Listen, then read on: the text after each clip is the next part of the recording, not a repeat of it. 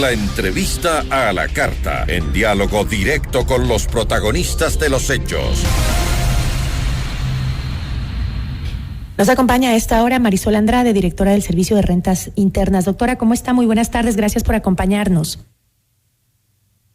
Buenas tardes, Gisela. Buenas tardes con todos quienes nos escuchan. Entiendo que hay algún problema de internet que no puedo, está prendida la cámara, pero no hay video. No obstante, pues le escucho bien. Qué bueno. Entiendo que ustedes Nosotros también le escuchamos bien. Perfectamente, doctora, y no hay problema. Por teléfono podemos hacer la entrevista. Doctora, poco se conoce hasta ahora del proyecto legal del Ejecutivo, pero sí la meta, que es, como dije, pues aumentar los ingresos para el Estado. Se deberán incrementar los tributos. ¿Qué impuestos se aumentan con la reforma tributaria? Porque no se conoce mucho, doctora. Sí, Gisela. Por responsabilidad igual no puedo darle ningún detalle. El texto de reforma como tal no está aún cerrado, a pesar de que ya estamos muy próximos para que ese texto de reforma tributaria sea compartido, sea socializado a la ciudadanía. Pues ya los detalles como tal, ustedes todos le hemos escuchado al señor presidente de la República, al ministro de Economía, anunciar que está basado en la progresividad, de que quienes más tienen sean los que deban pagar más.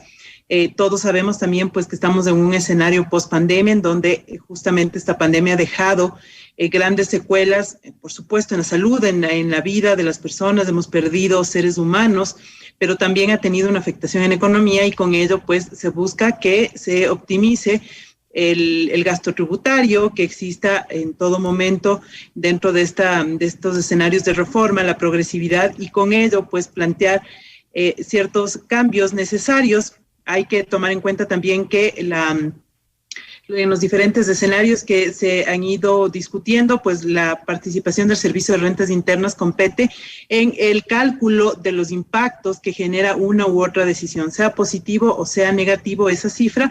Eso es lo que le compete al Servicio de Rentas, y cuando ya en las próximas semanas se han socializado los textos a la ciudadanía, como fue anunciado por el señor presidente antes de enviarlo a la Asamblea, pues con gusto desde el ámbito técnico nosotros explicaremos los diferentes escenarios planteados. Ahora, entiendo que las personas y las empresas en el país soportan ya la carga de más de 30 impuestos y tasas. Hay muchos tributos que incluso le generan un aporte importante. Entiendo que el IVA, que ha anunciado ya el presidente Lasso, que no lo incluirá dentro de un aumento, es el que más reporta ingresos al Estado. Entiendo que entre el 42 y 44% de los ingresos tributarios cada año pertenecen al IVA. Sin embargo, el presidente ha dicho que este rubro no lo va a aumentar, aunque entiendo, y corríjame si me equivoco, creo que es el más bajo de la región, ¿no es así? Sí, empezando por el último, Gisela, sí, efectivamente es uno de las tasas de IVA, de las tarifas de IVA más bajas de la región. No obstante, pues también usted con mucha precisión ha mencionado lo que ha sido ratificado por el presidente de la República, que no habrá variación general respecto de la tarifa como tal. Ahora bien, respecto al número de impuestos. ¿Por qué no aumentar el IVA si es que es uno de los impuestos que más recursos le generan al Estado? Bueno, le decía, Gisela, son varios los escenarios que se han estado discutiendo dentro de las mesas establecidas para aquello. Al SRI no es a quien le compete pues tomar esas definiciones. Quisiera hacer un par de precisiones respecto al número de impuestos de lo que corresponde al Servicio de Rentas Internas. Los impuestos principales o los más grandes conocidos por la ciudadanía y que cancelamos diariamente: el IVA, el ICE cuando corresponde, el ISD pues también cuando hay las transacciones, y el impuesto a la renta. La mayoría compete a los municipios, entiendo, ¿no? La mayoría de impuestos que se nos cargan a las personas y a las empresas. Entendería que cuando usted se refería exactamente a eso, se refiere a tasas y demás, pero la ciudadanía sí debe tener en mente que cuáles son los impuestos que pagamos las personas naturales. Digo pagamos porque lo hacemos: el impuesto a la renta, el IVA, el ICE, el ISD cuando corresponde, y dentro pues del IVA, del ICE, ciertas variaciones dependiendo la transferencia de bien o de servicio que corresponda, pero son estas grandes líneas las que tenemos en el país.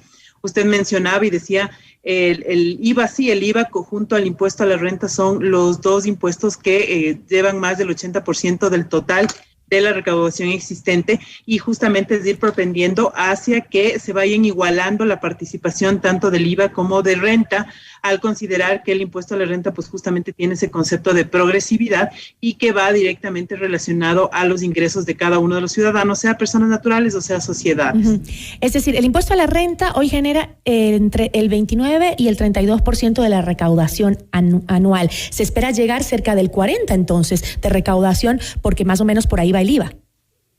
Sí, Gisela, cuando lo vemos por cada uno de los meses, pues en los meses de marzo, abril, en los cuales existe la declaración de acuerdo a la ley, la declaración de impuesto a la renta de las personas naturales marzo y de abril de las sociedades, vemos que se llega a equiparar de alguna manera, existe un mayor porcentaje de la participación del impuesto a la renta y ya es diferente en los siguientes meses en los cuales pues el IVA mensual se va generando y aporta en gran medida. Como le decía, pues justamente hacia allá es donde se está propendiendo. Tenemos ahora, pues se implementó nuestra dirección de grandes contribuyentes en el servicio de rentas internas desde el mes de mayo, justamente como una gran práctica internacional en la cual hemos pasado de un catastro de alrededor de 180 grandes contribuyentes que eran monitoreados diariamente por un equipo a alrededor de 480 grandes contribuyentes sociedades y un número similar de 200 personas naturales con grandes patrimonios, con el objetivo de tener este monitoreo especializado particular dentro de esta dirección y justamente pues luchar contra la evasión segmentando a los contribuyentes. Cuando hablo de aquello, pues es muy necesario que la ciudadanía tenga en mente de que sí, efectivamente, el control que se cumple o se ejecuta a un pequeño contribuyente es totalmente que el grande, diferente al control del grande. Por supuesto que sí tiene que ser diferente, porque el pequeño tiene una trama de evasión simple, llamémoslo así, relacionado a una trama de evasión de un mediano, de un grande, en donde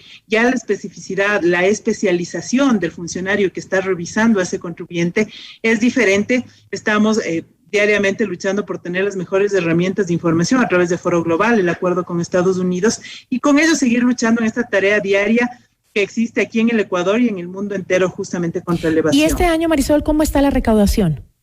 ¿Ha aumentado? Bueno, al momento sí, Gisela, al momento con cifras oficiales cerradas y ya publicadas, vemos que enero-julio cerramos con 8.090 millones de dólares.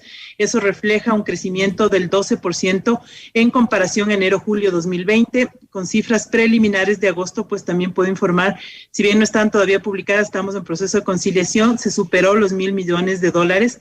Vemos que el crecimiento va manteniéndose durante los últimos meses, un crecimiento que viene derivado ¿de qué?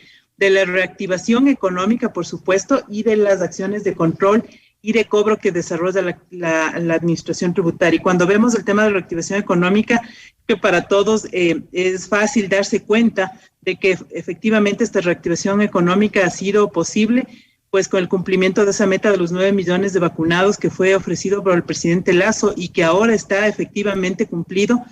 No hay que bajar la guardia, si bien ha sido un reto bastante fuerte sus 9 millones de vacunas, ahora está en nuestras manos y justamente 9 millones de ecuatorianos vacunados con 2 dosis, pues ahora está en nuestras manos tener cuidado, lograr que este virus pues vaya bajando de manera más fuerte y con eso pues reactivar la economía. Es fácil darse cuenta, repito, cómo esa recaudación tributaria viene de dos fuentes, la recaudación de la reactivación, pero también la recaudación de las acciones de cobro y de control que desarrollamos diariamente. ¿Es posible, Marisol, trabajar en el incremento de la recaudación sin afectar lo que usted mencionó, la reactivación económica? ¿Es posible? Por supuesto que sí, Gisela. Si bien nosotros como administración tributaria dentro de nuestras facultades está justamente el controlar, el cobrar los impuestos, pues también tenemos habilitado dentro de nuestros grandes objetivos. Yo siempre digo, los 2 objetivos grandes del servicio de rentas internas van de una mano la simplicidad y de la otra mano la lucha contra la evasión. Y cuando hablamos de la simplicidad, pues hemos dado muestras fehacientes de que el haber habilitado servicios en línea, el haber habilitado trámites electrónicos a través del SRI en línea el pasado junio, pues propende a que la ciudadanía pueda irse reactivando, pueda realizar sus trámites desde su propio hogar, desde su lugar de oficina, pueda acceder al ingreso de los trámites que antes no lo teníamos, Gisela, y que a estos esfuerzos grandes que se han hecho por parte de la administración dan cuentas efectivamente de que el cumplimiento voluntario también va cobrando fuerza y pues en aquellos casos en los cuales los contribuyentes no cumplen con su declaración, con el pago respectivo, pues la administración tributaria ejecutando y cumpliendo con su responsabilidad pues realiza los controles respectivos. Ahora, yo entiendo, Marisol, que usted es una funcionaria técnica netamente y siempre lo ha demostrado en sus declaraciones, pero en el tema del aumento al IVA, es obvio que, cuando uno quiere incrementar los ingresos de un estado, necesita incrementar los impuestos. Y el IVA, siendo el de mayor recaudación, pues para algunos especialistas es como absurdo que no se eleve el IVA, y creen que esta sería una decisión netamente política para no perjudicar justamente la aprobación de la reforma, ¿no? Yo sé que usted es técnica y a veces esas respuestas no le gusta dar, pero le cuento lo que más o menos por la línea que van algunos expertos. Está bien, Gisela. Primero, siempre seré respetuosa y a usted le agradezco, la verdad, reconocer el hecho de que yo soy una funcionaria técnica, he tratado de siempre mantenerme así. La administración tributaria tiene que mantenerse como tal, como técnica, y en ese camino, pues, siempre seré respetuosa de los criterios de los diferentes actores que mencionan el subir el IVA. Así también hay otras personas que dicen, no, debería bajar el IVA para que incremente la actividad económica. Siempre respetuosa de aquello.